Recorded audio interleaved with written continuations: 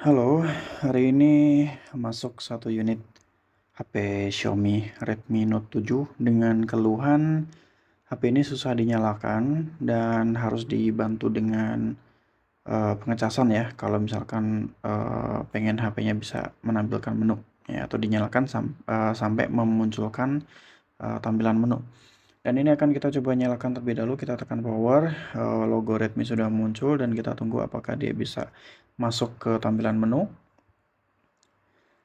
MIUI, logo MIUI sudah muncul dan kita perhatikan untuk HP-nya mati. Jadi tidak bisa tampil ke menu. Ya, jadi proses menyalakan HP ini, informasi dari user harus dibantu dengan pengecasan. Dan ini sudah saya siapkan untuk chargernya, dan untuk HP-nya akan kita nyalakan kembali. Kita pencet power. Logo Redmi sudah menyala dan langsung akan kita colok ke charger, dan kita tunggu apakah dengan dibantu dengan proses pengecasan akan bisa sampai ke menu, dan ternyata bisa. Dan kasus seperti ini sebetulnya tidak terlalu sulit ya, saya rasa semua orang bisa melakukan, hanya perlu solder dan beberapa alat pendukung. Oke, langsung saja kita eksekusi. Kita matikan dulu HP-nya dan kita akan bongkar ya, kita akan melakukan operasi bedah. Oke, untuk proses pembongkaran di sini saya menggunakan blower ya, saya panasi kemudian dibantu dengan plat besi yang tipis untuk membuka backdoor di bagian belakang, dan usahakan untuk pembukaan backdoor ini hati-hati karena di belakang backdoor ini ada kabel fleksibel yang tertanam di situ. Nah, ini ya. Kita perhatikan ada kabel fleksibel. Jadi kalau misalkan proses pembukaan tidak hati-hati, maka bisa merobek dari kabel fleksibel fingerprint itu. Dan kalau misalkan sudah robek ya agak susah untuk diperbaiki. Oke, supaya mempermudah pekerjaan di sini kita harus buka juga frame-nya untuk bisa melepas kabel fleksibel fingerprint.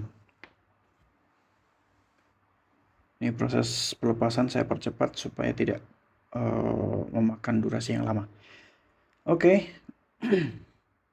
sudah terlepas untuk fleksibel fingerprintnya, dan langkah selanjutnya adalah kita akan melakukan pengangkatan baterai. Dan sebelum kita angkat baterainya, ada beberapa holder konektor yang harus kita lepas juga. Nah, ini proses pelepasan holder konektornya ya, dan untuk setiap konektor pun juga harus kita lepas. Kemudian langkah selanjutnya adalah kita harus menarik tab adhesif ini, dan biasanya HP kalau sudah berumur adhesifnya ini pasti kalau ditarik akan putus seperti ini. Saya contohkan. Nah, ini kita akan coba tarik dan hasilnya adalah putus. Nah, seperti ini ya. Tapi di sini memang kita mesti mengangkat di bagian baterai ya, karena kita akan melakukan operasi bedah di bagian baterainya. Dan untuk adhesif yang kedua pun juga sama ya, saya coba untuk menarik secara pelan-pelan pun juga dia akan putus ya, karena memang faktor usia dari HP-nya itu sendiri. Oke, supaya lebih mudah kita akan buka di penutup frame bagian bawah, dan kita akan lepas juga untuk di bagian konektor penghubung PCB bawah dan PCB atas. Ini saya percepat. Dan untuk di bagian baterainya ini sudah bisa kita angkat ya, jadi tidak meninggalkan bekas adhesif ya, jadi rapi. Dan untuk baterai yang ketika dilakukan proses pengangkatan agak melengkung, itu cukup mudah ya, jadi kita tinggal perbaiki aja dengan menggunakan tabung logam seperti ini. Saya menggunakan tabung anti korosi ya, dan kita gulung-gulung aja di bagian baterainya dan dia akan lurus kembali seperti semula. Oke, kita akan fokus di bagian baterainya. Jadi kita mesti lepas di selotip yang ada di bagian baterai, karena kita harus mengakses di bagian PCB charging dari baterainya itu. Oke, untuk selotipnya kita lepas perlahan saja supaya nanti bisa dirapikan kembali.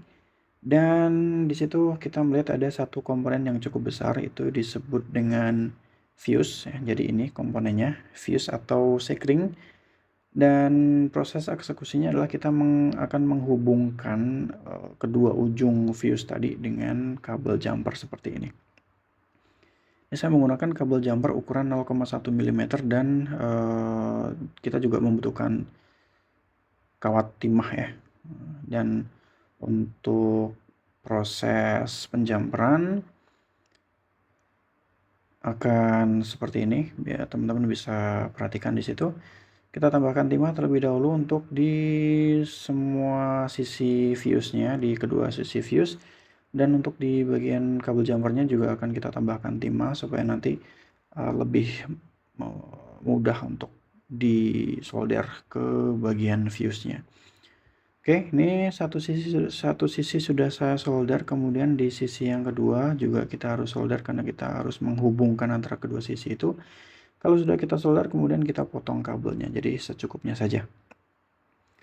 Oke, ini proses dari penjamperan kabel fuse ya, jadi harus kita solder dari ujung ke ujung.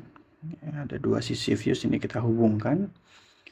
Dan selanjutnya adalah kita rapikan di bagian baterainya.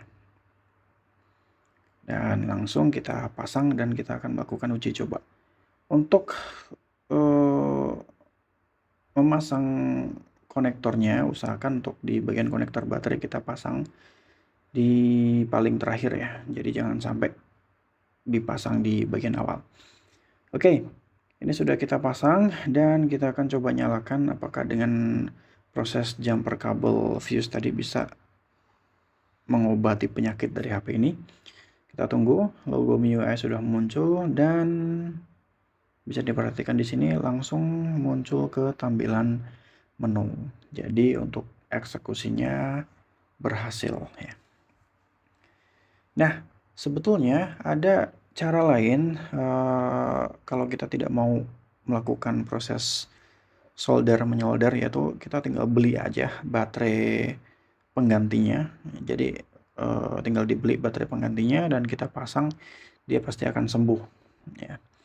Cuma di sini saya tidak menggunakan baterai yang baru karena saya mempertahankan baterai originalnya ya.